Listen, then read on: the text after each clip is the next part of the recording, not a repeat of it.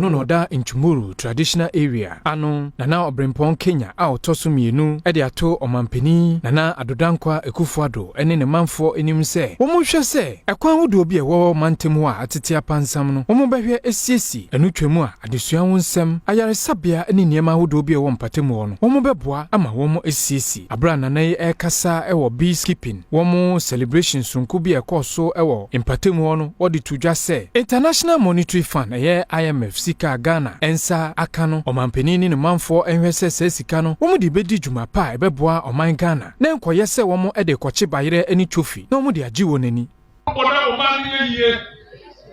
ese IMF 600 million ba ye bi mo ba wo mo twen no mo ye se wo bottom ese ye ba sa ni futuo ema oman no ye ko bottom de abi ewiase ba ni mai